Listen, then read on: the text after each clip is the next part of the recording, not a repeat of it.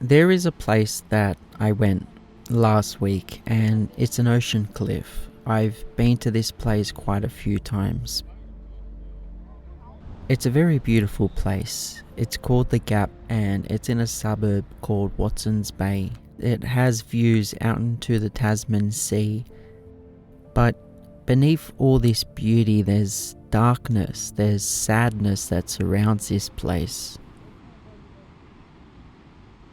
In 1857, a ship called the Dunbar left Plymouth Port in England for its 81-day journey to Sydney. But it crashed. It crashed into these rocks and killed all 122 people on board. Except for this man, James Johnson. He was barely hanging onto a rock while watching the wreckage of the Dunbar being smashed up against the rocks. Body parts being mutilated by the waves just tearing them apart into the rocks. This sight for James Johnson would have been one of the most horrific and unbelievable sights that anyone can witness. This accident of the Dunbar ship became the worst maritime disaster in New South Wales. Still, to this day, it's the worst that's ever happened. The days after the accident, there was a ceremony. The city closed down for days and the streets filled with thousands of mourners. It's said that over 15% of Sydney's population walk the streets in remembrance. Today, the disaster of the Dunbar is being remembered still. Emergency service officers, they repeat that rescue of James Johnson. In 1910, the anchor from the Dunbar was brought up from under these waters. Now, it sits here to remind us of those 121 people who perished. The 22 bodies that were recovered were put into one large tomb together at Cambertown Cemetery, about 15 kilometres from the crash site. This overgrown cemetery, which I think you will agree with me, needs some repair. It was founded in 1848 and used for only 20 years. There's said to be around 18,000 people here.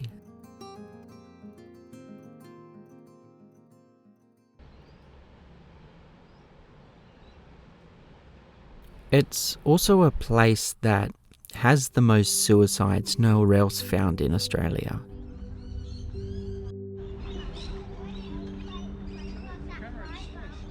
$2.2 million was used to build a new fence that's 1.3 meters high and has a curve.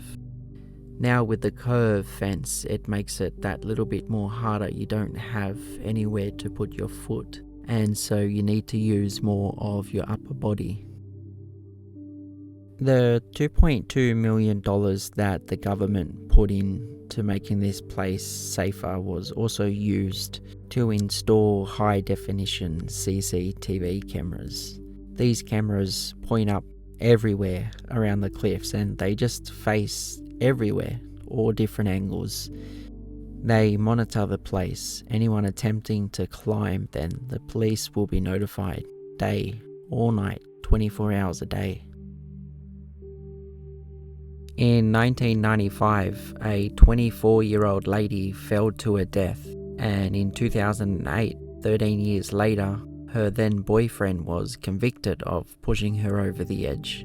But in 2012, 4 years later, he was acquitted of her murder on appeal. In 2007, 29-year-old lady was a news reporter and she jumped after suffering depression.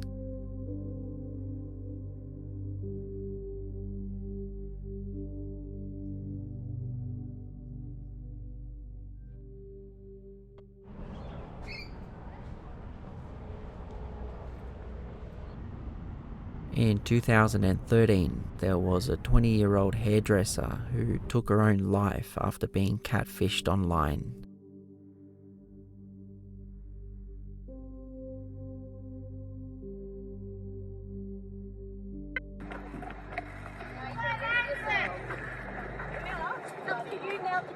Tell the truth. We waited 7 years for answers. 7 years. You've got a kid now, aren't you? How do you live with yourself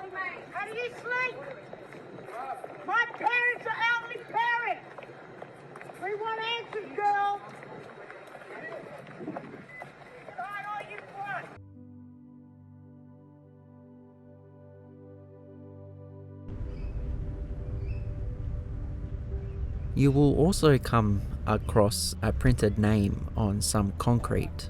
This is Don Ritchie, and in 1964, when he moved into his house that was facing the cliffs, he saved over 164 people from ending their lives simply by having a chat.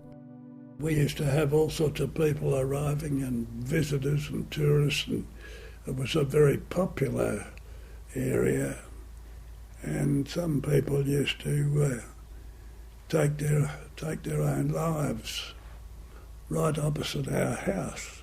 Yeah, we'd been here only a short time before I realised that a lot of people were coming over here and looking at the view, and next thing I'd find they'd disappeared. We've been here so long, 40 years, 45 years nearly.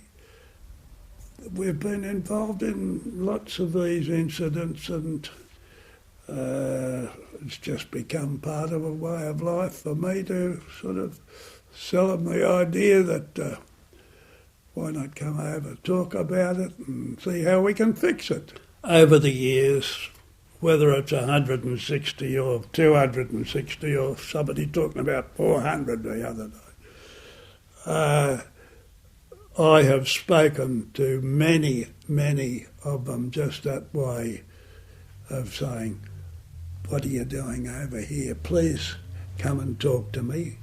Come over and have a cup of tea. Come and have a beer or something like that to get them away from their mind, away from going over while I'm there. And that's I was selling them the idea of coming over and talk about it. Tell me what are you worried about? A big percentage of them came and talked to me. I also received an OAM, Order of Australia, 2 years ago, and that was for saving many lives over the years.